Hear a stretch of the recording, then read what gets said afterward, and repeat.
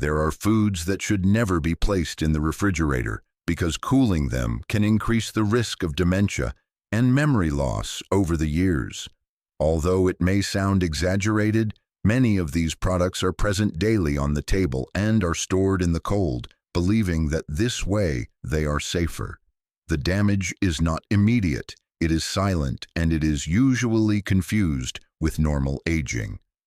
I am Dr. Isao Kurihara, focused on habits and cognitive well-being with 17 years of experience. For many years, garlic has been regarded as a symbol of protection. In my culture, respect for food does not come from trends, but from the silent observation of the body over time. That is why I want to start with something that usually causes surprise. Garlic, that food which many consider almost medicinal, can lose much of its protective effect on the brain when stored incorrectly. Most people believe that garlic always helps memory, that no matter what you do with it or where you keep it, its benefit remains intact. But the brain does not work with beliefs.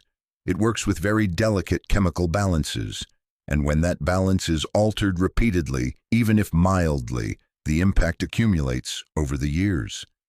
I have seen how small everyday habits, almost invisible, end up influencing mental clarity, thought speed, and the ability to remember simple details. It does not happen suddenly, it happens slowly, and improperly stored garlic is one of those silent factors that is rarely questioned. Garlic is a living food. It is not an inert object. Inside each clove, there are active enzymes that react to the environment. Under stable conditions, those enzymes help maintain a profile that favors a less inflammatory environment in the body. And this is important because today we know that low-grade brain inflammation is one of the processes most commonly repeated in studies related to progressive dementia. When garlic is stored in the refrigerator, especially for prolonged periods, something happens that is not visible to the naked eye. The cold and humidity alter its internal activity. It does not ruin it immediately. It disorganizes it slowly. The enzymes lose coherence. The compounds stop acting harmoniously. The food is still there, but its relationship with the brain is no longer the same. This point is key. Dementia does not appear overnight. It is built on a terrain where the brain receives confusing signals for years. Mild, repeated, constant inflammatory signals. When a food stops fulfilling its protective role and starts generating subtle metabolic stress, that terrain becomes more vulnerable. Another little mentioned aspect is the humidity in the refrigerator. Garlic is not designed for that environment. By absorbing humidity, it enters a state of internal stress. Many times a green sprout appears in its center. Some people remove it and continue using the garlic without thinking too much about it. But that sprout is not just a visual detail. It is a sign that the garlic has changed its internal behavior. During that stress process, more irritating substances are released for the digestive system. And what does digestion have to do with the brain? Much more than was previously thought. Today, we know that the gut and the brain are connected through multiple pathways. When digestion is repeatedly forced, inflammatory mediators are released that can reach the brain and affect neuronal communication. Many older people describe a sensation that is difficult to explain. It is not pain. It is not a clear illness. It is mental fog, slowness, difficulty concentrating, small forgetfulness that becomes more frequent. Often everything is attributed to age, but the brain does not age just because of the passage of time. It also ages because of the chemical environment that surrounds it day after day. Refrigerated garlic, consumed habitually, can contribute to that less favorable environment, not because it is a poison, but because it stops supporting the brain as it should. It goes from being a discreet ally to a neutral or slightly irritating food when repeated over years. There is another detail that many people notice without giving it importance. The flavor of garlic changes when stored in the cold. It becomes more aggressive, more pungent, less balanced. In Japanese tradition, a change in flavor is never ignored. Taste is a signal. And when the flavor is altered, it usually indicates that the internal chemical structure has also changed. The brain is extremely sensitive to these changes, not immediately, but cumulatively. Each small imbalance adds up. Each forced digestion leaves a trace, and over time, those traces can be reflected in memory, attention, and the ability to maintain clear thoughts. Some people believe that cooking garlic eliminates any problem, but here is something important. What garlic loses due to cold is not recovered with heat. The enzymes deactivated during storage do not reactivate in the pan. The process already occurred before cooking. That is why, when we talk about dementia prevention, it is not just about what we eat, but about how that food reaches the plate. The brain appreciates coherence. Foods that have not been subjected to unnecessary changes generate less internal stress. Garlic, when stored correctly, better preserves its potential. It needs a dry, ventilated, stable place.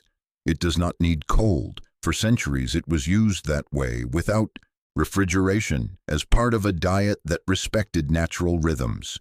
Using the refrigerator for everything is a recent phenomenon, and not always compatible with human biology. I have learned that caring for memory does not start with big decisions. It starts with observing the everyday, with reviewing automatic habits, with asking whether what we do out of custom is really helping the brain or simply repeating without reflection. Properly stored garlic can support brain balance. Improperly stored, it stops doing so. And when that mistake is repeated over years, the difference can be real, not immediate, not evident, but cumulative. Dementia is not built with a single factor. It is built with many small daily gestures. Some add, others subtract. Understanding the role of a food as common as garlic is a way to regain control over that silent process.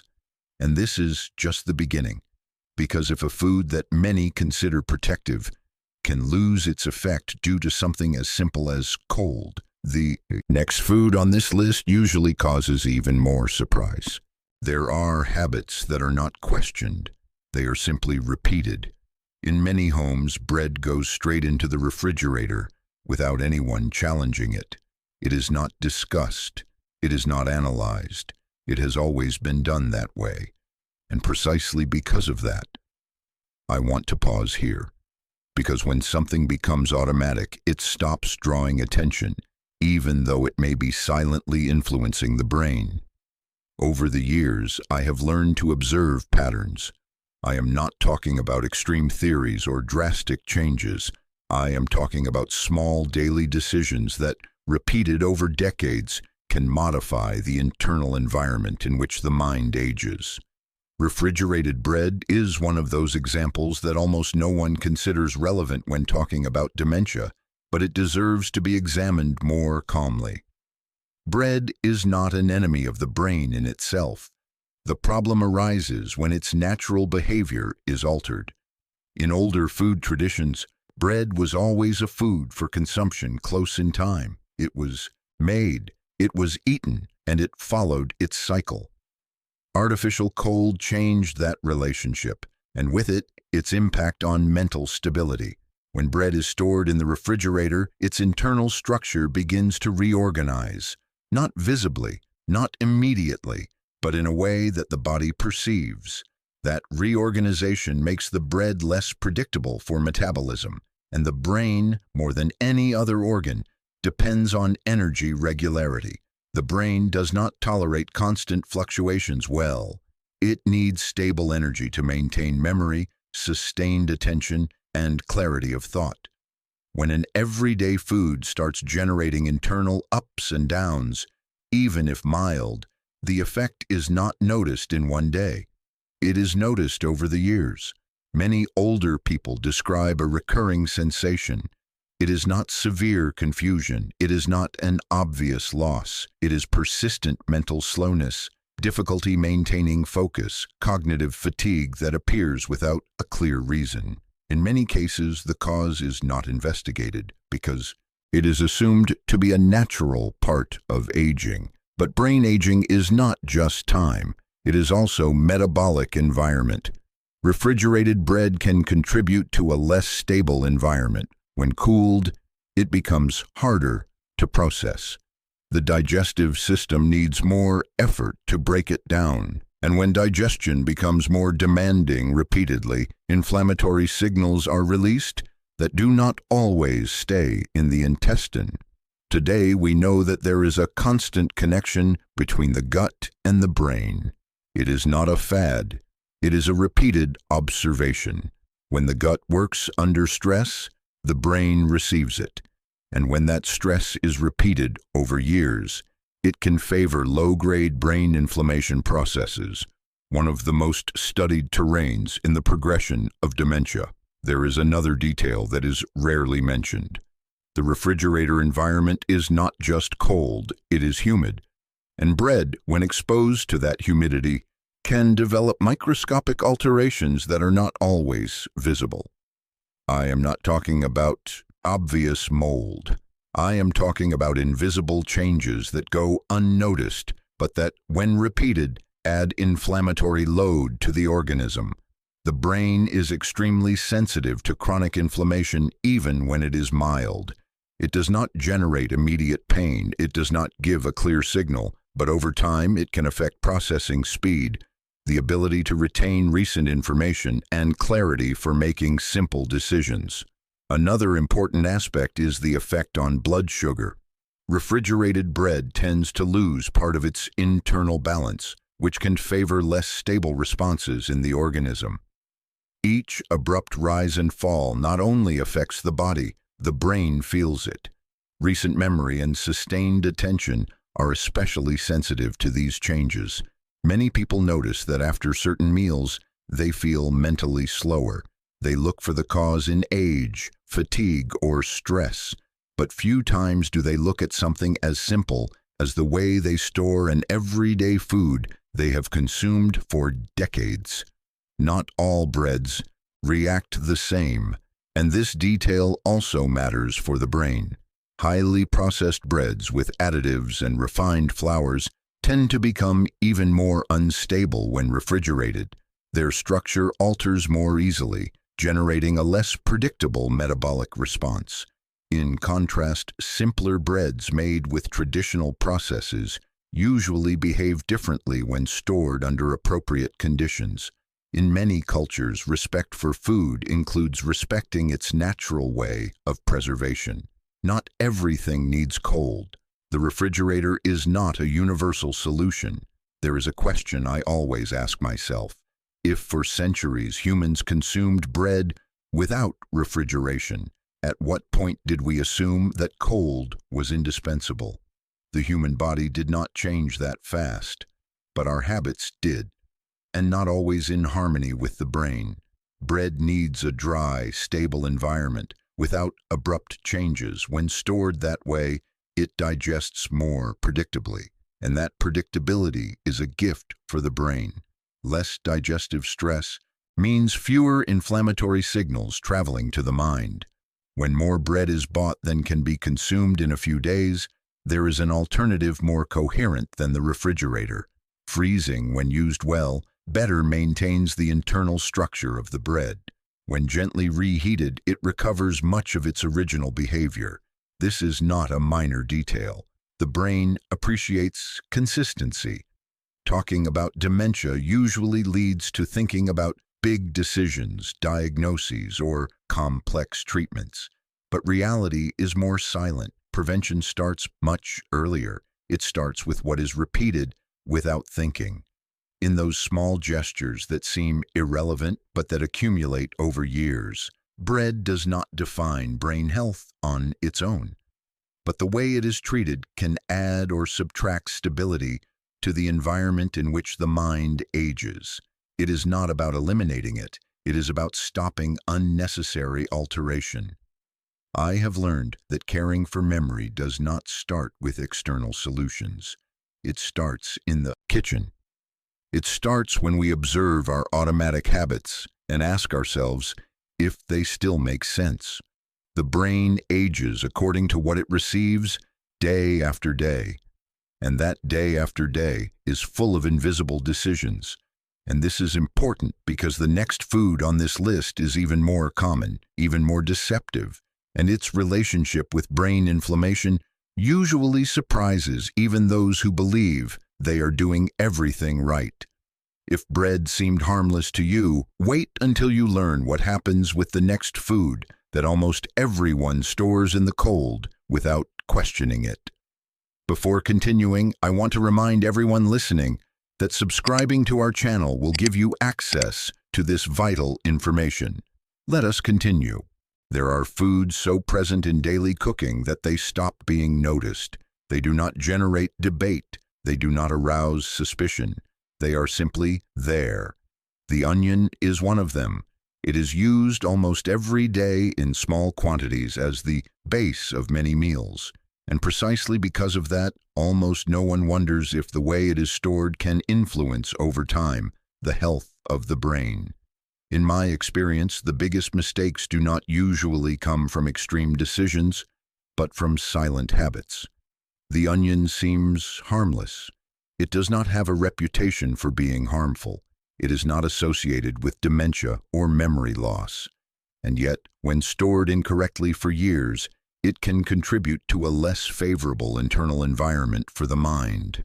The onion is a food sensitive to its environment. Although many do not perceive it, it continues to react after being harvested. Its internal structure responds to humidity, temperature, and the air surrounding it. Under stable conditions, it better preserves its natural compounds. Under inadequate conditions, it begins to change slowly, almost imperceptibly. The refrigerator, which many consider a safe place, is not always so for the onion.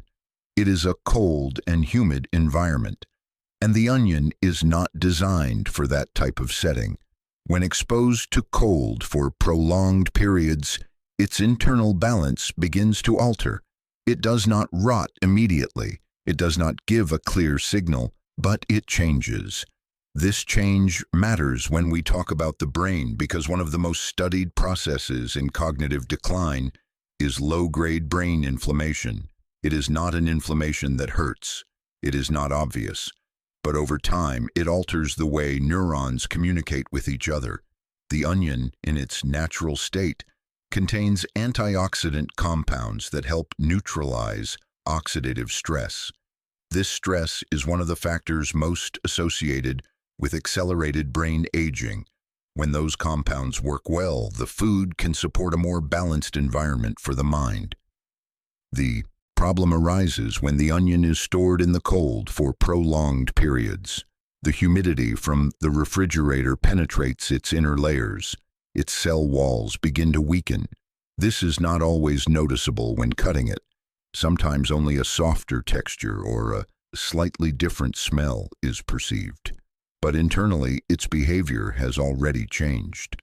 When the cellular structure is altered, the food loses part of its protective capacity, and in its place, it can become more irritating to the digestive system. This point is key because the brain and the gut are deeply connected. What happens in digestion does not stay there. Every time the digestive system is repeatedly forced, inflammatory signals are released. Many of those signals can cross the body's natural barriers and reach the brain. Over the years, this repeated process can favor an environment where memory and mental clarity begin to suffer. Many older people describe a recurring sensation after eating. It is not pain. It is not intense discomfort. It is mental slowness, a feeling of heavy head, a mild difficulty concentrating. It is often attributed to age, but few times is it considered that it may be related to sustained silent inflammation over time. Refrigerated onion is also more prone to developing invisible microorganisms. There is not always visible mold, There is not always a strong smell, but repeated exposure to small microbial alterations can increase the overall inflammatory load on the body. And the brain, once again, is one of the organs most sensitive to that environment. In Japanese tradition, attention has always been paid to the relationship between food and internal balance. It is not just about nutrients, but about how a food interacts with the body in the long term. When something generates imbalance, even if mild, it is avoided repeating it constantly. Another important aspect is digestibility. Improperly stored onion becomes harder to process. This forces the organism to work more to break it down. That extra effort is not free. It generates metabolic stress, and that stress translates over time into signals that can affect brain function. The brain needs stability. It needs to receive clear and predictable messages from the body.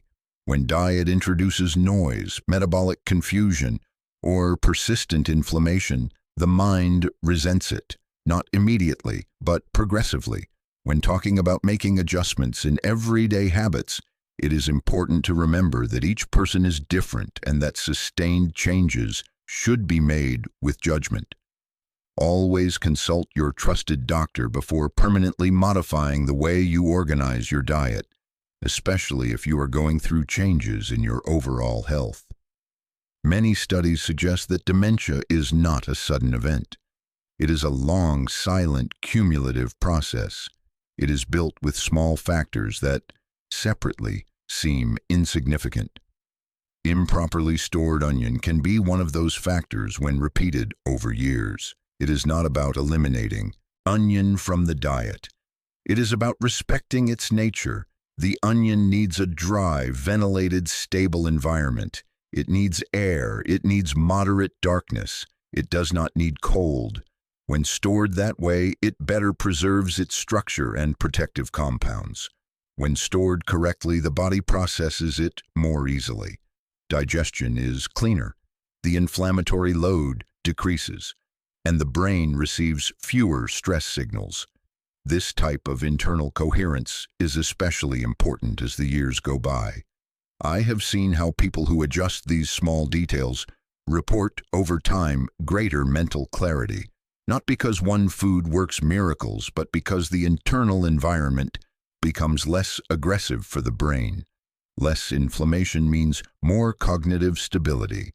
The onion is a perfect example of how something apparently harmless can have a silent impact when handled poorly, not because of what it is, but because of what it becomes when subjected to an environment that does not suit it. When we talk about dementia prevention, we are not talking about promises. We are talking about probabilities, and reducing daily inflammation, even a little, is one of the most coherent strategies to support brain health in the long term. Every time you choose to store an onion outside the refrigerator, in a place more in line with its nature, you are eliminating an unnecessary source of stress. It is a small decision, invisible, but repeated day after day, it can make a real difference. And this is important because the next food on this list usually causes even more surprise. Many believe that cold always protects. But in the next case, that belief can work against memory in an even more silent way. It would be interesting if you tell us in the comments, did you used to store onions in the refrigerator before hearing this? Yes or no? We want to know your experience. For decades, the tomato has been placed in an almost untouchable position within nutrition. For many people, it represents the natural, the fresh, the right choice. They grew up seeing it on the family table, associated with simple meals and the idea of well-being. And precisely because of that absolute trust, almost no one wonders if the way it is stored can slowly influence brain health. When I talk with older people, a recurring idea emerges. I eat healthily, but my memory is no longer the same. It is assumed that the passage of time is the only one responsible. However, the brain does not age just because of the years. It also ages because of the chemical environment in which it lives every day. And that environment is deeply influenced by everyday habits that seem harmless. The tomato is a perfect example of this, not because it is harmful in itself, but because it is a living food. Although we do not notice it, after being harvested, it remains active. It continues to ripen. It keeps producing biochemical signals that help protect the body's cells, including neurons. That natural process is part of its value.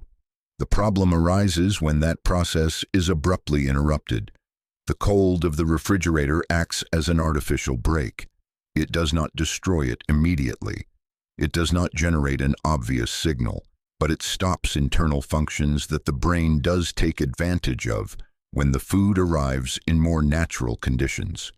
From the outside, a refrigerated tomato looks the same.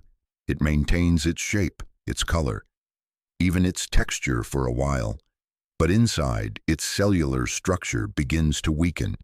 The enzymes that sustain its protective profile reduce their activity. The food is still there, but its relationship with the brain is no longer the same. One of the most important aspects of the tomato for memory is its antioxidant contribution. The brain is one of the organs most sensitive to oxidative stress, a process that damages neuronal connections and hinders communication between brain cells. Over time, that accumulated damage is associated with a higher risk of cognitive decline. When the tomato is exposed to cold for prolonged periods, its antioxidant capacity becomes less usable. Not because it disappears completely, but because the body can no longer utilize it in the same way.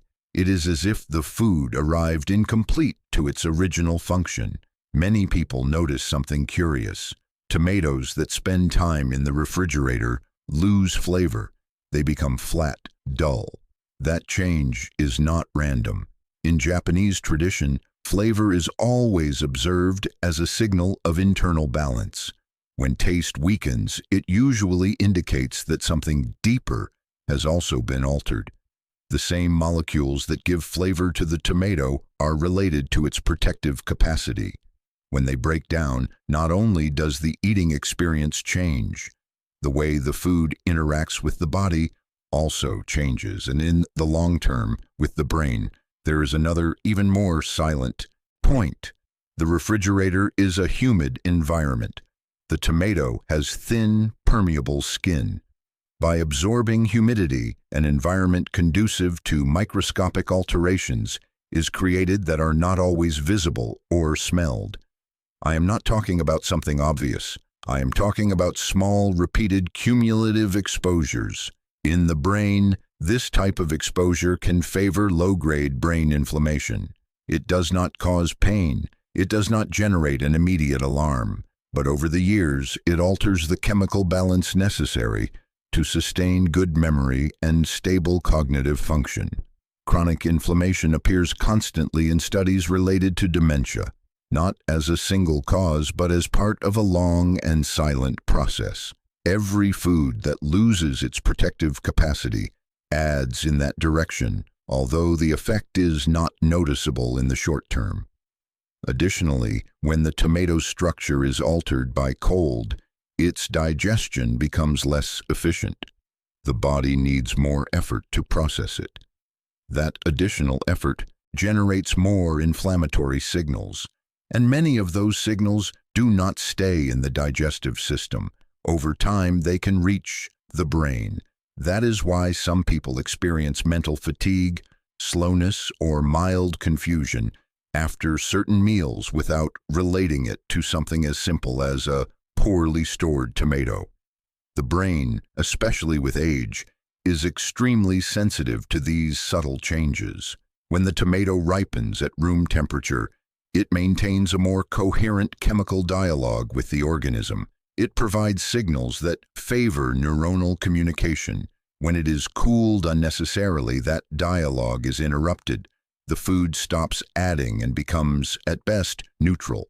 So the question is not whether the tomato is good or bad. The question is in what state it reaches the brain after years of repeating the same habit. The brain does not respond to an isolated meal. It responds to patterns. The best way to store tomatoes is simple and coherent with their nature. At room temperature, in a dry place, away from direct light, placed in a way that they breathe. Even if they ripen faster, that process is part of their value. When a tomato has already been cut, it can be stored briefly in the cold, but the less time it spends there, the better. Cold does not protect it, it deactivates it. For generations, people consumed tomatoes without refrigeration. The use of cold as a universal solution is recent. The human brain evolved receiving foods in much more natural states, not artificially interrupted. Talking about dementia prevention usually leads to thinking about big decisions, but in reality, it begins much earlier. It begins in small gestures repeated over years. Respecting the nature of the food is one of them. A properly stored tomato can be a silent ally of the brain. Poorly stored, it loses that capacity and becomes a missed opportunity for cognitive protection. It does not generate fear. It does not cause immediate symptoms. It simply stops helping. Memory is built day by day, not only with what we do, but with what we repeat without thinking. And this is important because the next food on this list is usually even more present in homes, and its impact on brain inflammation can be even more marked. If you thought the tomato only lost flavor in the refrigerator, wait to see what happens with the next food, where the effect on the brain is even more silent. But before that, what habit related to the tomato do you think you could change starting today to better care for your memory? Tell me in the comments. I want to know. Potatoes have something special. They are not just a food, they are a memory. For many people, they are linked to childhood, to simple meals, to the feeling of home. That is why it is so hard to question them. They feel safe, familiar, harmless, and precisely there lies the problem when we talk about dementia and brain health. Over time, I have learned that the brain does not distinguish between the emotional and the biological. What is repeated from childhood becomes part of the body's internal landscape. Potatoes, present for decades in daily nutrition, build their impact not from an isolated meal, but from constant repetition. For years, many people adopted the habit of storing them in the refrigerator, not out of reflection, but out of association. Cold equals preservation. Cold equals safety. However, the brain does not respond to domestic logic, but to the metabolic stability it receives day after day. Potatoes are rich in starch, a form of energy that the body can handle well when kept in natural conditions. But when that starch is exposed to cold for prolonged periods, it begins to behave differently. It does not change color. It does not give clear signals, but internally it transforms. That altered starch tends to generate more abrupt responses in the organism. Energy ups and downs that may seem small, but that the brain feels clearly. The brain needs constancy. It needs a stable flow to sustain memory, attention, and mental speed. When energy arrives irregularly, the nervous system enters a state of constant adjustment. That repeated adjustment generates metabolic stress, and sustained metabolic stress is one of the most studied scenarios in progressive cognitive decline. Over time, these imbalances favor low-grade brain inflammation. It is not an inflammation that causes immediate pain. It does not generate obvious symptoms, but it modifies the environment where neurons communicate. And when that communication loses precision, memory begins to suffer. Another little observed point is what happens when refrigerated potatoes are cooked. When they are then subjected to high temperatures, especially in common preparations, compounds are produced that the nervous system does not process in the same way as when the food remained stable from the beginning. There is no need to enter technical terms to understand the essential. The frequent repetition of that process is not neutral for the brain.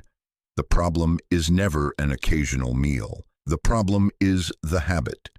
The brain ages according to what it receives constantly. not according to exceptions. And potatoes, due to their historical presence in nutrition, can become a silent factor when mishandled for years. In older people, this type of accumulated stress can be reflected in a gradual loss of functions such as recent memory, sustained attention, or clarity in processing information. Not because the potato is the direct cause of dementia, but because it contributes to a less protected brain environment. There is also an important link with digestion. Potatoes that have spent time in the cold usually become harder to process. The body needs more effort to break them down. That additional effort activates inflammatory responses, and many of those responses do not stay in the digestive system. Today we know that inflammatory substances generated in the intestine can cross the body's natural barriers and reach the brain. Over time, this constant communication between intestine and brain becomes a relevant factor in cognitive decline. That is why many people experience mental fog, cognitive fatigue, or slowness after certain meals without being able to identify the cause. It is not always age. Many times it is the accumulated result of invisible habits that are repeated for years without being questioned.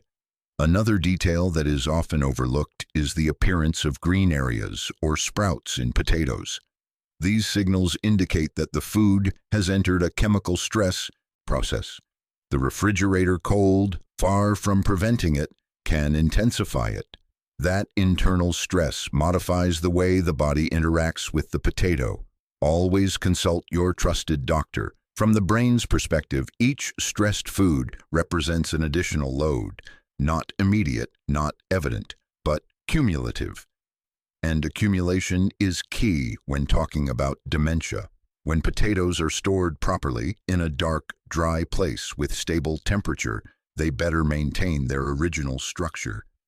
The body can process them more predictably. That predictability reduces the inflammatory load that reaches the brain and favors a more stable environment for the mind. The brain ages better when metabolism is stable. Each abrupt peak, each forced digestion, each repeated inflammation adds up. It is not noticed today, it is not noticed tomorrow, but it manifests over the years when memory begins to fail and mental clarity is no longer the same. Dementia does not appear suddenly. It is the result of a long process in which many factors intervene: genetics, environment, but also daily habits. And the way we store foods, as common as potatoes, is part of that environment. It is not about eliminating them or generating fear. It is about understanding that the brain needs coherence. It needs foods that have not been subjected to unnecessary transformations before reaching the plate. Potatoes do not need extreme cold. They need stability. When respected, they remain an adequate source of energy. When subjected to the refrigerator, they become a silent factor that can work against healthy brain aging. Throughout my experience, I have observed that the most significant changes do not usually come from big decisions, but from sustained adjustments. Memory is not cared for only with mental exercises. It is cared for with repeated choices, many of them made without thinking, in the kitchen. Each invisible habit adds or subtracts, and when repeated for decades, its impact ceases to be small. That is why, before making sustained changes in the way of storing foods and in daily habits related to nutrition. Now, if you want to continue learning, watch the next video. The content of this channel uses characters for educational and informational purposes, based on public sources, studies, and general research. It does not intend to diagnose, treat, or replace professional medical recommendations. Each person is different. Always consult your trusted doctor before applying any advice related to health, nutrition, supplements, or exercises.